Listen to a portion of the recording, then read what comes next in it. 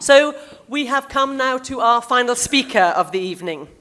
So allow me to introduce you to Rab Bennetts, who with his wife Denise founded Bennetts Associates, a British firm of architects, in 1987. The firm has worked on the design of large office buildings with sustainable design as one of its key principles. With offices in London, Edinburgh and Manchester to date, the practice has accrued almost 200 awards, including shortlistings for the RIBA Sterling Prize 3 times and UK Architect of the Year on 4 occasions. Since the early 1990s, Rab has pioneered the link between sustainable design and high-quality architecture, and is a founder of the UK Green Building Council. He additionally advises on architectural procurement, design competitions, and construction industry research projects. Rab chairs Sadler's Wells Foundation, and in 2003 was awarded the OBE for services to architecture. He has a lot to share with us on the importance of sustainability and the meaning of high density in 21st century cities. Please welcome Rab Bennetts. Right. I have to say I don't know Bristol really well, and I didn't have many slides, and so Matthew said, make sure you come with good illustrations, and I looked this up on the internet and got that. And I thought, there's a lot of hot air about high-rise. Couldn't resist that. But anyway, there we go. So I thought I'd talk a bit about the identity of buildings and cities, because I think that's at the heart of the issue, as well as sustainability, and then show some examples of work we've been looking at in Edinburgh and precedents in Edinburgh and London. So if I could start with this one. This is these are 2 pages of a book that I came across in 1978, so it's just after I left architecture school. And it was like one of those light bulb moments, talking about cities and so on. It's a book called Collage City by Fred Ketter and Colin Rowe. And these 2 pages could not more dramatically illustrate the difference between the kind of city I like, which is the one on the right, and the one that had been basically generating most of the forms in modern cities since about the 1920s, 30s, and certainly in the post-war period. And of course, it's a Corbusian town plan. And the thing where the penny dropped for me was not just the nature of the spaces around the buildings and so on, but the buildings themselves were individual artifacts in space, so you could admire them, you could go around them, and you could see them as individual elements, whereas the one on the right had buildings as backdrop to a city. And that's all to do with streets and all the rest of it, as we've heard before. But it happens to be Parma in northern Italy, but it could be a lot of European cities, and that's very much about context, the European streets, squares, and so on. So I was inclined to think that one of the problems we've had as architects, this fixation with going tall, is about the link which was established about that time to go isolated and on its own in glorious isolation like an object, like an artifact, like an object of art and so on. And it was about the same time when architects were no longer seen as master builder craftsmen, but tended to be seen as fine artists. And there's a very different transition going on there about what the role of the architect should be. So I'll come back to references to do with these diagrams in due course. But of course, what that really meant in practice was the Corbusian town plan. Now, if we talk about individuality in cities, the one on the right previously had lots of opportunity for individuality, and some of the major buildings could just as easily be modern as they could be historical buildings. It's interesting that Corbusier chose to make all these buildings the same, and incidentally, they're symmetrical, but I don't think you would say they're the nicest of symmetries. And of course, it was largely discredited quite quickly because of the nature of the urban space around it. And if you look at what happened in Britain, quite typically, this is what happened. So when I was growing up, Edinburgh, this is outside Glasgow, by the way, but just in Edinburgh, there were tower blocks like this on the perimeter, and the spaces between were absolutely horrific. So the point that somebody made earlier on about the nature of enclosure and space and landscape, it all depends what they're like. And in a way, there's really good design and there's bad design. There's not something about modern or classical or historicist. It's actually to do with the quality. And of course, most of these buildings have now gone because they didn't work. Their social housing at this scale, way off the ground like that for families, really didn't work. And so taller buildings nowadays in the residential sector are nearly all private. They'll have a concierge, they'll be there for investment reasons or private rental. And it's a very different type of phenomenon when you get tall residential buildings now compared with what we had some time ago. So then of course, modern planning of the type I showed in the Corbusier slide has spread all over the world because modern life is like that. And so it ends up as a kind of globalization. So I take a slide like this. I mean, just bear with me while I have a drink. I think that's Abu Dhabi, but it might just as well be Dubai. But the fact is, individualism has taken off in terms of the design of tall buildings. And it occurred to me that places like this don't really have a character to start with, so they're trying to draw attention to themselves by virtue of the cluster of tall buildings making an impact. The American cities are rather the same. It's in the DNA of American cities that these buildings could go tall in the prairies and so on. So you approach somewhere like Chicago from a distance. It's quite a thrilling thing, and it doesn't seem inappropriate at all that the buildings are tall. Whereas something like this, yes, okay, it'll eventually get there as a city, but it's largely because there wasn't much there before. And the buildings are isolated to the point where there isn't really a sense of community at street level. And if you take the next one, which is much more recent, I mean, that's Beijing. And so this idea of the tall building or the big building as an artifact sitting in glorious space, you can see how it's taken off. The one in the foreground, bizarrely, is called the CCTV building. It's actually the Chinese television service by the firm OMA. And the ones behind, I don't know what they are, but you can see the degree to which they're showing off is not so much a statement of confidence in the future, but a sign of insecurity, I would argue. So when I hear the argument that we have to have energetic tall buildings to put ourselves on the world map, I think, well, hang on a minute, there's plenty about cities like London, which I know very well, or Edinburgh, which is easily confident enough to hold their own on the world stage. You don't need tall buildings to make that point. Other cities might, but not necessarily in the ones that I know.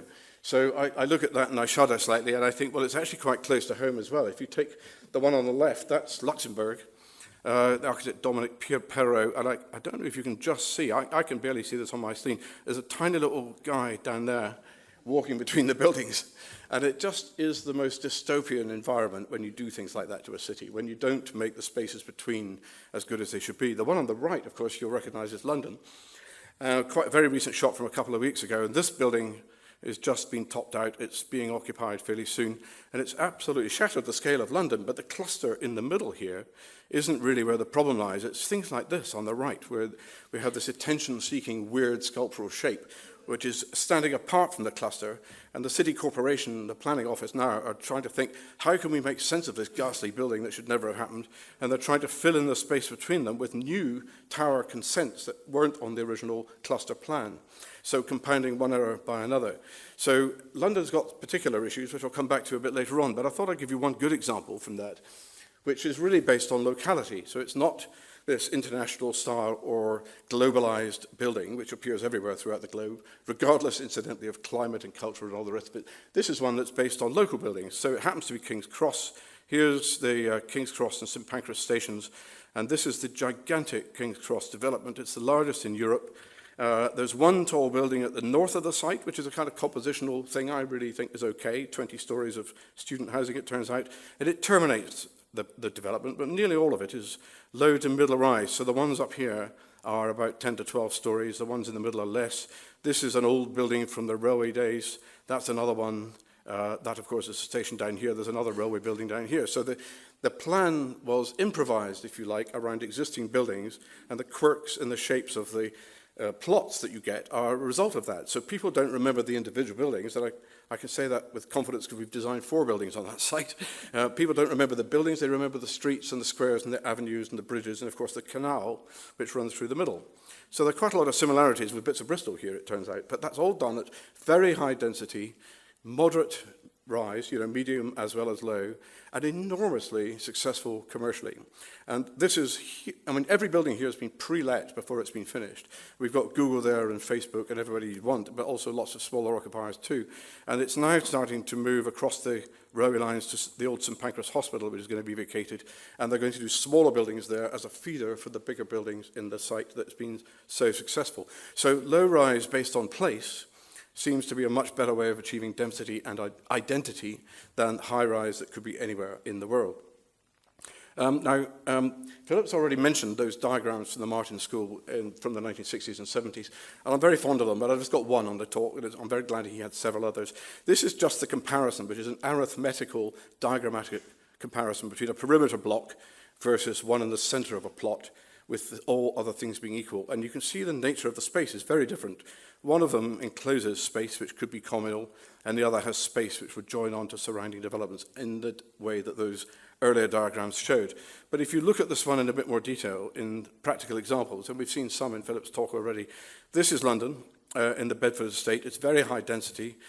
It's actually very versatile because the buildings have regular floors which do connect if you knock a hole through the party wall, which historic England don't like very much, but you can. So there are houses, there are offices, there are little schools, and there are various other types of activities in these units of space, if you like, and they are being converted back to houses in some cases where offices move out. So that thing about sustainability is a lot to do with longer uses. What happens after its first 100 years, or in this case 200 and something years? Can it be adapted to other things so you don't flatten it and do something new? The one on the right is Edinburgh, and there's a phenomenal development from the 1870s to just into the 1900s called Marchmont. And you can see Arthur's Seat, the great hill in the middle of town, over all the streets because it's 5 stories, including sometimes a basement. So 4 stories, which is above ground. That's the highest you can probably do as a walk-up. So, and nowadays you probably have lifts for the height like that and so on. But it means that all the ones on the ground floor have a garden at the front. All the ones above, the other 3, they have a share of a communal garden in the rear, which is now, they've now got mature trees. They're very nice spaces and highly prized. And again, they're versatile. Some of them are in private ownership, some of them are rented and so on. But it's very dense. So you wouldn't dream of doing taller buildings in a place like that with bigger spaces between. It has enough density to make sure the shops work. So there are no pound sign shops, so there's no empty shops boarded up. The charity shops are very few and far between. They're proper shops, little supermarkets and pubs and things that actually work. And we quite often find planners asking us to make active frontages, and there isn't enough activity because there's not enough density in the development. So dense developments can make the streets work really well. And when it comes to actual comparisons between low-rise and high-rise, I thought I'd put this slide up. Some of the points have been covered already, but with the backdrop of a wind farm in Scotland, which is quite a nice thing, the low-rise stuff does have lower embodied carbon, and I'll explain a bit more about that in a minute. They're simpler, they're robust, they can be adapted to other things, as I've said, using the London example. They have lower maintenance. They can be made of simple things like brick cavity walls. You put that up 25 stories, it doesn't really work. And they are definitely much lower energy. And you can do things in a low-rise, like open a window, which you can't do on a high-rise. So the high-rise has more structure, cladding, and lifts. And the calculation that Philip showed, about 60% greater embodied carbon, is about right. We've done the same calculation. And if it's done on a square meter basis, you wouldn't get the true answer. If you take something like an office block, for example, 100,000 square feet of an office to use as rented space, and then you build 40 stories of it, you have to build an enormous core. So the amount of accommodation is so great to get that 100,000 feet that a square meter rate doesn't properly represent it. It should be the gross area of the building divided by the cost and the energy and so on. And it's about 64% efficient if it's high-rise, as opposed to nearly 80% efficient if it's low-rise. So the amount of wasted construction is huge. Has higher energy for the reasons we've heard. You can't just open the windows. And the difference between a mechanically ventilated office and a naturally ventilated office is very substantial because it kicks into all kinds of other things. Like the amount of mechanical plant is the embodied energy that goes into making the plant outweighs the amount that it's using when it's in use. Now, one building I have done near here, which is maybe known to some of you, is the Wessex Water headquarters in Bath, which was a very low-level energy building from about 20 years ago. We went back to see it in December, just to see how it was performing, and we were finding that the levels of energy consumption of a well-looked-after building were coming down at about a third of the averages that Philip was showing, so it's way down the list towards zero carbon. And if you were to switch its fuel source, which is gas, to renewable electricity, it would officially come in at what's called zero carbon with certain metrics that you comply with. So there are ways of doing it. It's a naturally ventilated building. It's very simple and robust. You open the window, you have shading over the glass, and people seem to like it. They stay in their jobs for a long time. So it's got economic benefits as well. The other one here, long-term maintenance, is obvious. Imagine recladding a 40-storey block in 25 years when your leasing arrangements aren't quite in sync with that. It's less adaptable, it's only flats, you can never do anything else if it's flats or if it's offices. And of course, it's much more costly. And I did a calculation at the weekend because there was an article about high-rise buildings in Building magazine, and it's about 60% more expensive to build a high-rise office than a medium to low-rise office, which is not surprising. It kind of confirms your instinct, but the costs in it are enormous, and it's not where you would go if you want to try and achieve sustainability. So I thought I'd show you a bit more about the detail of that.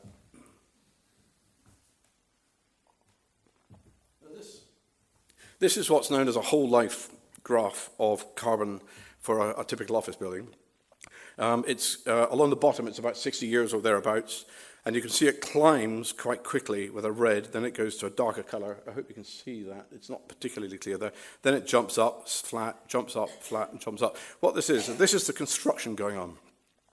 And we're now using better materials than we were, but there's no arguing about the fact that the carbon coming from construction outweighs the amount of carbon you would use in a 60-year life of a building, which is quite shocking.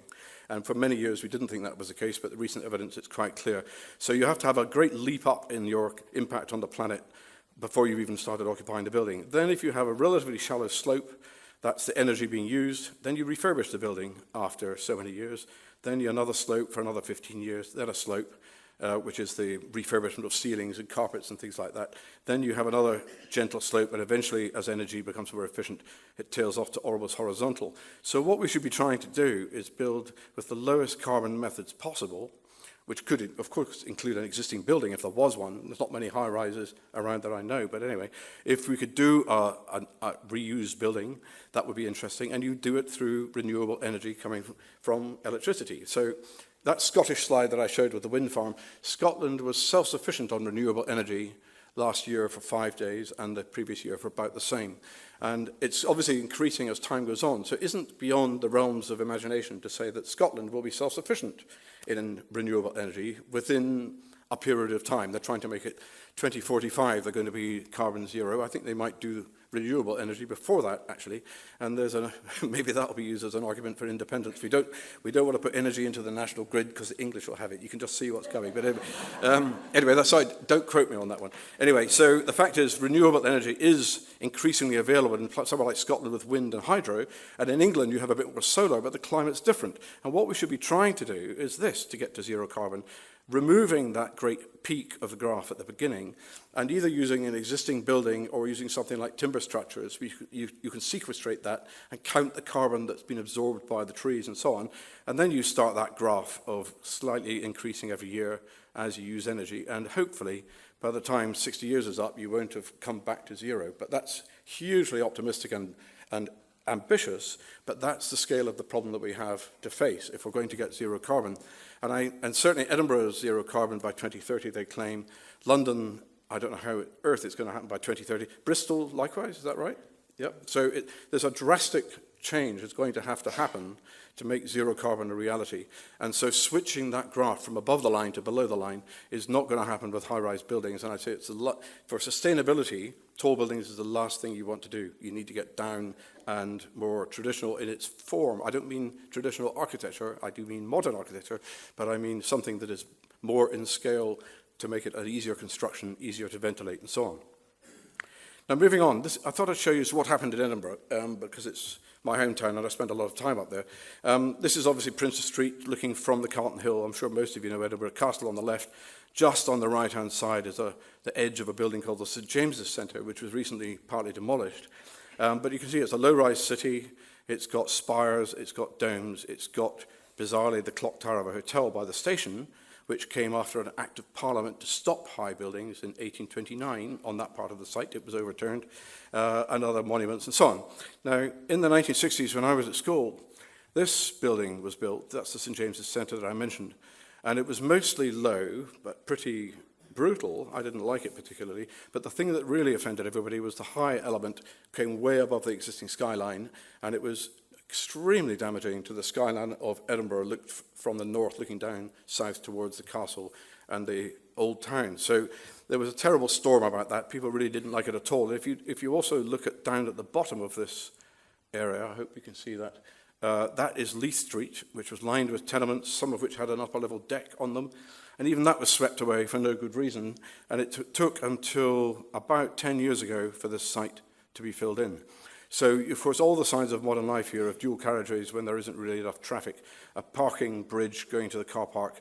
John Lewis on the right is the bit that's been retained while they built around it, and this got demolished. And there's a new building going in here, which is quite tall. I think actually people are pretty upset about it even now, but it's not as tall and not as lumpy as this one. So that campaign to save Edinburgh started in the 60s, and there were a series of groups which were formed at the time, the Newtown Conservation Group, the Coburn Society, and all the rest of it. It has eventually morphed into the World Heritage Site group, and they're looking after the centre of town, the World Heritage Site, not the rest of it. And things are happening elsewhere too, and I'll show you some more of that. This is a view looking from the other direction. Here's the castle, and right at the bottom of the slide here, you can see a blank site, undeveloped at Haymarket Station. Now, when I was in first or second year at college in the early 70s, this was proposed on that site, and this is in the days before computer-generated images, I promise you. So I think the opposition groups produced this to show how bad the building was going to be, but of course it didn't do them any favours. It was criticised for being inaccurate and unflattering and so on. So what they did instead was they erected a barrage balloon on a series of cables up to the same height as this building, and then said to people, you can see it from all over Edinburgh, go and have a look. And you could. I mean, if you're coming in from the west, you would get the castle and St Mary's Cathedral spires, and this balloon was up there. And so it stopped the development, basically. And the opposition to high buildings really dates from that time. And if you look what's happened now, this is, so that was in the 70s. So 40 years later, we finally have a planning consent for something to happen on that site. It's a building by Foster, and it's of the right sort of scale, you would say. I'm not entirely sure the glass is appropriate, but there we go, that's a choice. But it's taken nearly 40 years to get a derelict site to be developed because of the opposition that stopped the right kind of scheme happening at that time. And that might be one of the lessons here, was that if people are so opposed to something happening in a city, it results in blight forever. And so wouldn't it be better if the authorities just recognised it and did the right thing? Here's another one. That is the university in the 1960s. They just built the Appleton Tower near George Square in Edinburgh, and this site was being demolished. And I remember as a kid, you went going past on the bus when it was being done. And again, the people turned out on the streets, in this case, to stop developments going ahead next to George Square because they'd already demolished quite a lot of Georgian houses for this building and several others. And they're quite good buildings in their own way, actually, but the loss was so great. And so what happened until 2003, it was left as a car park. Here's another one. It's 40-odd years of no building being on the site, nothing useful being done with it except a car park, which could have been much more positive in those days. And there was an architectural competition, and to my absolute astonishment, we won it. So what we did was a low-rise building in a grouping like this. We got knocked back by 2 stories off the towel bit here, but we built it, as you can see on the left, and it's a series of blocks looking over courtyards and alleyways, and what you would call a pend up there, rather like the alleyways in the old town of Edinburgh. So architectural form and style you could debate, but it's a low building, so people don't notice it that much until you experience it, and that seems to be quite appropriate for a place like that. In 21st century, this development nearby has gone up. This is the old Royal Infirmary. Another one of our jobs, we're refurbishing that. But the point of showing this is that the whole of the site has been taken on as a master plan for a mixed-use office and residential development. Foster's have master planned it. They've done a pretty good job, actually. And so you get older buildings interspersed with new buildings. And that combination is really rather unique. And so the scale and the improvisation that you get makes the place very distinctive. It's only Edinburgh. I don't think you could see something quite like that elsewhere. And incidentally, these old buildings are the Florence Nightingale wards of the old hospital. And we're bringing back natural ventilation to the wards where National Health Service put in air conditioning and flat ceilings everywhere. On the outskirts of Edinburgh, down at Granton to the north and to the west of Edinburgh by the airport, lots of new development is going to happen now because the population is still climbing. And in 10 to 15 years' time, it is said, the population of Edinburgh will overtake the declining population of Glasgow, whereas when I was a kid, it was 1 million for one and 500,000 for the other. And so most of that development can't happen in the centre, but it's all been done on a dense and low-rise basis for streets and things that aren't based on footfall, and the tram goes right through the middle. So if you take Edinburgh 2030, the key for what they're trying to do, and I'm not a spokesman for the council, I promise you, but they're trying to say transport is everything here. We have to stop people bringing their cars in, make it convenient to do bus and tram, and then people will leave the cars at home. It'll be pollution-free and all the rest of it. Even if you lose electric, it'll help. And, of course, the scale of buildings will be appropriate to the outer edges of town where development can take place. And I wouldn't mind a few taller buildings at the edges. I think that works okay in many cities, but not in the centre. It really would mess everything up. And, of course, that's what we're trying to protect. It's the castle and the surroundings like none other. Now, moving on, and to finish off on London, I thought I'd show you this one. Just let me have another drink.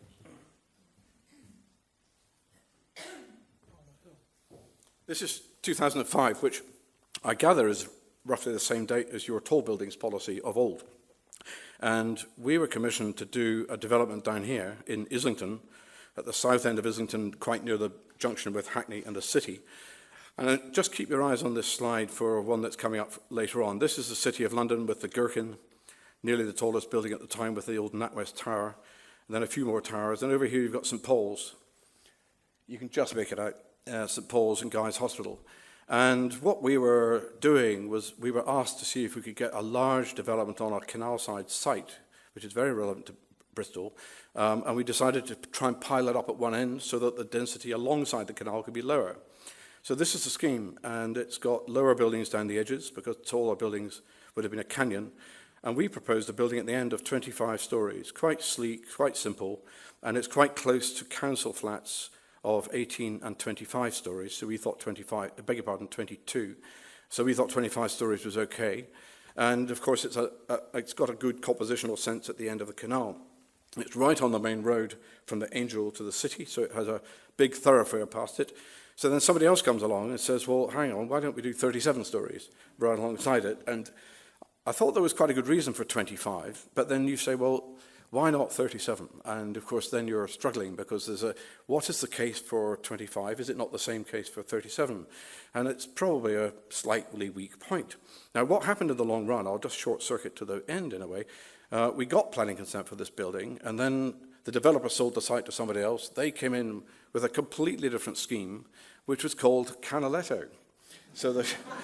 So the slide you showed earlier, that ghastly thing, that's what happens with these things. So just because you think you're getting a consent for something beautiful, 25 stories or not, doesn't mean you're going to get it built like that. And I'll bet that's one of the 500,000 properties in the UK, which is valueless right now because of its cladding, incidentally. But that's another story entirely. Not unique to tall buildings, but certainly buildings over 18 metres. There's a real problem there. So on the right, you can see this slide is looking down the city road with the 37 stories and the 25 stories. And what happened was this. The one that you showed is the Foster development of 42 stories on the other side, where a 7-story block would have fitted in the same amount of accommodation. In the distance, you've got the blocks of Hackney, which was uncontrolled. Now, Islington used the scheme that we're working on as the benchmark for 3 places only in Islington that could have tall buildings. One was down here, another was at City Road roundabout, the other was at Archway, if you know the area. And they held the line for all that time, 15 years or so, said no buildings taller than 30 metres other than those 3 sites. And so they used it very effectively as a mechanism to stop inappropriate tall buildings. But of course, now the floodgates have opened and you have things like this happening all over the place. And if you remember that slide that I mentioned, keep your eye on the skyline, that's what it's like now. And the little development that I was talking about was over here. That's the other projects at the edge of Islington and Hackney. With the Gherkin you cannot see anymore, it's there. And the NatWest Tower, that's the big one that I mentioned that's changed the scale. Here's the walkie-talkie, that funny-shaped piece of sculpture that everybody pretends is going to be filled in with other things. There's St Paul's and the Shard. Now, the Shard, it's a striking building. It was consented around 2005, and it was a deal done by Ken Livingstone as mayor with developers at that time. And Ken Livingstone, in his time, consented 19 tall buildings. In his successor, Boris Johnson, has consented over 500. And when he was elected, this is getting deeply political, I better be careful, but when he was elected, he said, don't worry, I won't create a Dubai on Thames. So what he's done is created a Dubai on Thames. This could be anywhere, and it's almost directly opposite the Houses of Parliament, actually. And if you haven't been to London for a little while, you will be astonished, because if you look up and down in every direction, it's the riverside that's being covered with blocks as much as anything else around the place. And if I was to I mean, when Sadiq Khan was going for election, I went to see him with a couple of other people to say, can we influence you on tall buildings policy? And we said one of the things we'd like to do is suggest that London should have a character assessment, a bit like a conservation area. You know, all conservation areas have a character assessment. You need to pick out the major buildings, the important things, and also identify opportunities. Well, there's no such thing for London.